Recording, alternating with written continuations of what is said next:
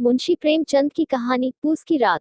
हल्कू ने आकर स्त्री से कहा, सहना आया है, लाओ जो रुपए रखे हैं उसे दे दूं, किसी तरह गला तो छूटे। मुन्नी झाड़ू लगा रही थी, पीछे फिरकर बोली, 3 ही तो रुपए हैं, दे दोगे तो कम्बल कहाँ से आवेगा। माघ पूस की रात हार में कैसे कटेगी। उससे कह दो फसल पर दे देंगे। अभी नहीं। हल्कू एक क्षण अनिश्चित दशा में खड़ा रहा। पूस सिर पर आ गया, कम्बल के बिना हार में रात को वह किसी तरह नहीं जा सकता। मगर सहना मानेगा नहीं, घुड़कियां जमावेगा, गालियां देगा। बला से जाड़ों में मरेंगे, बला तो सिर से टल जाएगी। यह सोचता हुआ वह अपना भारी भरकम डील लिए हुए, जो उसके नाम को झूठ सिद्ध करता था, स्त्री के समीप आ गया और खुशामद करके बोला, ला दे दे, गला तो छूटे। कम्बल के लिए कोई दूसरा उपाय सोचूंगा। मुन्नी उसके पास से दूर हट गई और आंखें तरेरती हुई बोली, कर चुके दूसरा उपाय। जरा सुनूं तो कौन सा उपाय करोगे। कोई खैरात दे देगा कम्बल। न जाने कितनी बाकी है, जो किसी तरह चुकने ही नहीं आती। मैं कहती हूँ, तुम क्यों नहीं खेती छोड़ देते। मर मर काम करो, उपज हो तो बाकी दे दो, चलो छुट्टी हुई। बाकी चुकाने के लिए ही तो हमारा जन्म हुआ है। पेट के लिए मजूरी करो, ऐसी खेती से बाज आए। मैं रुपए न दूंगी, न दूंगी। हल्कू उदास होकर बोला, तो क्या गाली खाऊं। मुन्नी ने तड़प कर कहा, गाली क्यों देगा, क्या उसका राज है। मगर यह कहने के साथ ही उसकी तनी हुई भौहें ढीली पड़ गईं। हल्कू के उस वाक्य में जो कठोर सत्य था, वह मानो एक भीषण जंतु की भांति उसे घूर रहा था। उसने जाकर आले पर से रुपए निकाले और लाकर हल्कू के हाथ पर रख दिए। फिर बोली, तुम छोड़ दो अब की से खेती। मजूरी में सुख से एक रोटी तो खाने को मिलेगी, किसी की धौंस तो न रहेगी। अच्छी खेती है, मजूरी करके लाओ, वह भी उसी में झोंक दो, उस पर धौंस। हल्कू ने रुपए लिए और इस तरह बाहर चला मानो अपना हृदय निकाल कर देने जा रहा हो। उसने मजूरी से एक एक पैसा काट कपट कर 3 रुपए कम्बल के लिए जमा किए थे। वह आज निकले जा रहे थे। एक एक पग के साथ उसका मस्तक अपनी दीनता के भार से दबा जा रहा था। पूस की अंधेरी रात, आकाश पर तारे भी ठिठुरते हुए मालूम होते थे। हल्कू अपने खेत के किनारे ऊख के पत्तों की एक छतरी के नीचे बांस के खटोले पर अपनी पुरानी गाड़े की चादर ओढ़े पड़ा कांप रहा था। खाट के नीचे उसका संगी कुत्ता जबरा पेट में मुंह डाले सर्दी से कूं कूं कर रहा था। दो में से एक को भी नींद न आती थी। हल्कू ने घुटनियों को गर्दन में चिपकाते हुए कहा, क्यों जबरा, जाड़ा लगता है। कहता तो था, घर में पुआल पर लेट रहे तो यहाँ क्या लेने आए थे। अब खाओ ठंड, मैं क्या करूं।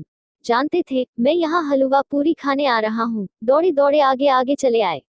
अब रो नानी के नाम को। जबरा ने पड़े पड़े दुम हिलाई और अपनी कूकू को दीर्घ बनाता हुआ एक बार जम्हाई लेकर चुप हो गया। उसकी श्वान बुद्धि ने शायद ताड़ लिया, स्वामी को मेरी कूकू से नींद नहीं आ रही है।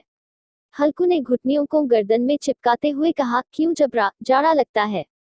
कहता तो था, घर में पुआल पर लेट रहे तो यहाँ क्या लेने आए थे। अब खाओ ठंड, मैं क्या करूं। जानते थे, मैं यहाँ हलवा पूरी खाने आ रहा हूँ। दौड़े दौड़े आगे आगे चले आए। अब रो नानी के नाम को।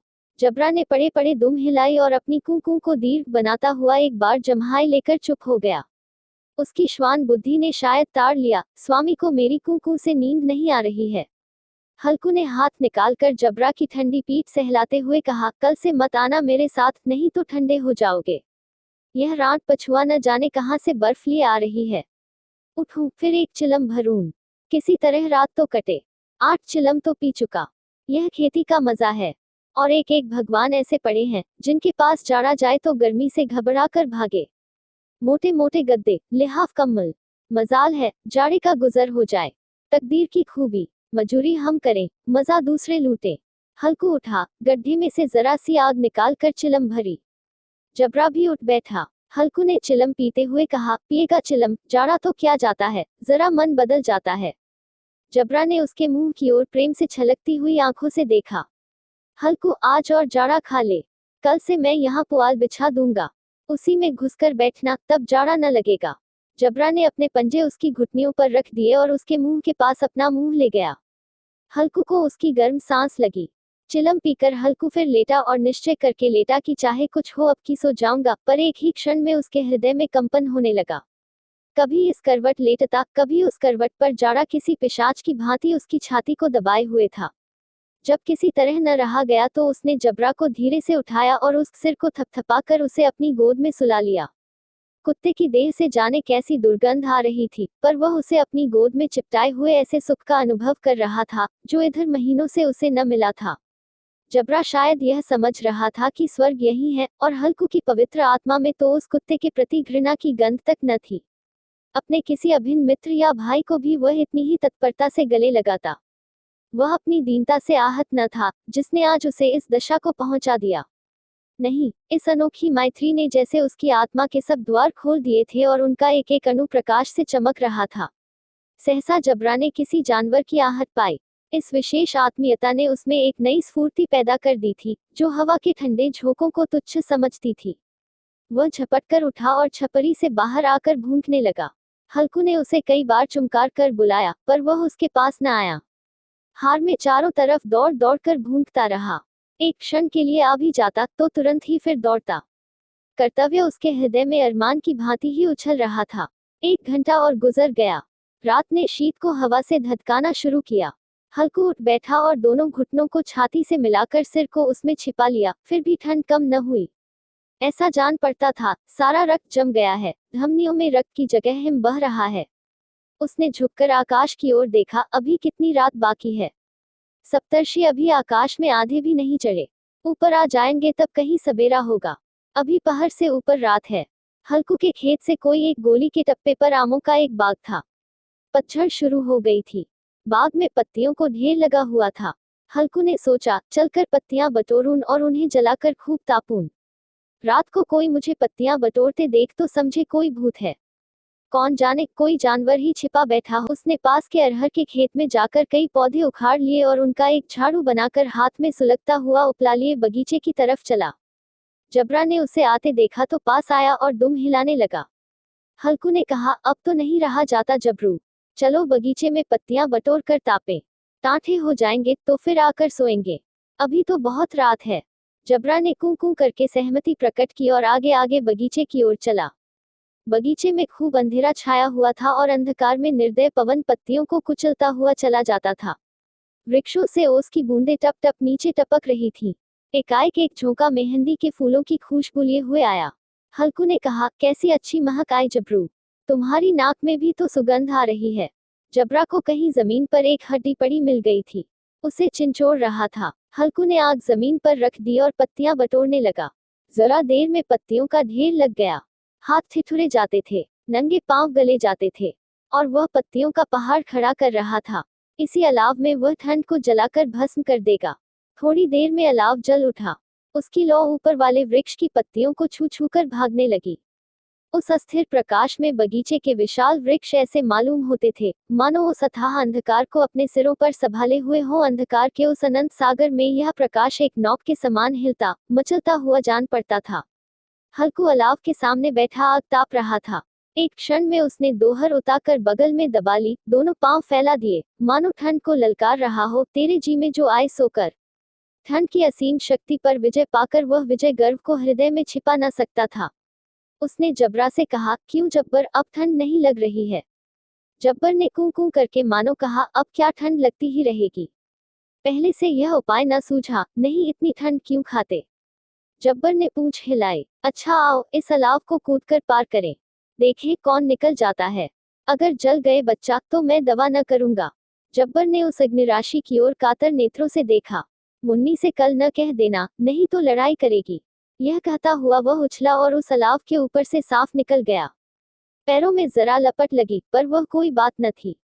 जबरा आग के गिर्द घूमकर उसके पास आ खड़ा हुआ। हल्कू ने कहा, चलो चलो, इसकी सही नहीं, ऊपर से कूद कर आओ। वह फिर कूदा और अलाव के इस पार आ गया। 4 पत्तियां जल चुकी थीं। बगीचे में फिर अंधेरा छा गया था। राख के नीचे कुछ कुछ आग बाकी थी, जो हवा का झोंका आ जाने पर जरा जाग उठती थी, पर एक क्षण में फिर आंखें बंद कर लेती थी। हल्कू ने फिर चादर ओढ़ ली और गर्म राख के पास बैठा हुआ एक गीत गुनगुनाने लगा। उसके बदन में गर्मी आ गई थी, पर ज्यों ज्यों शीत बढ़ती जाती थी उसे आलस्य दबाए लेता था। जबरा जोर से भूंद कर खेत की ओर भागा। हल्कू को ऐसा मालूम हुआ कि जानवरों का एक झुंड खेत में आया है। शायद नीलगायों का झुंड था। उनके कूदने दौड़ने की आवाजें साफ कान में आ रही थी। फिर ऐसा मालूम हुआ कि खेत में चर रही हैं। उनके चबाने की आवाज चर चर सुनाई देने लगी। उसने दिल में कहा, नहीं, जबरा के होते कोई जानवर खेत में नहीं आ सकता। नोच ही डाले। मुझे भ्रम हो रहा है। कहाँ? अब तो कुछ नहीं सुनाई देता। मुझे भी कैसा धोखा हुआ। उसने जोर से आवाज लगाई, जबरा जबरा। जबरा भूंकता रहा। उसके पास न आया। फिर खेत के चरे जाने की आहट मिली। अब वह अपने को धोखा न दे सका। उसे अपनी जगह से हिलना जहर लग रहा था। कैसा दंदाया हुआ था। इस जाड़े पाले में खेत में जाना, जानवरों के पीछे दौड़ना असह्य जान पड़ा। वह अपनी जगह से न हिला। उसने जोर से आवाज लगाई, लेहो लेहो लेहो। जबरा फिर भूंक उठा। जानवर खेत चर रहे थे। फसल तैयार है। कैसी अच्छी खेती थी, पर ये दुष्ट जानवर उसका सर्वनाश किए डालते हैं। हल्कू पक्का इरादा करके उठा और 2-3 कदम चला, पर एकाएक हवा का ऐसा ठंडा, चुभने वाला, बिच्छू के डंक का सा झोंका लगा कि वह फिर बुझते हुए अलाव के पास आ बैठा और राख को कुरेदकर अपनी ठंडी देह को गरमाने लगा।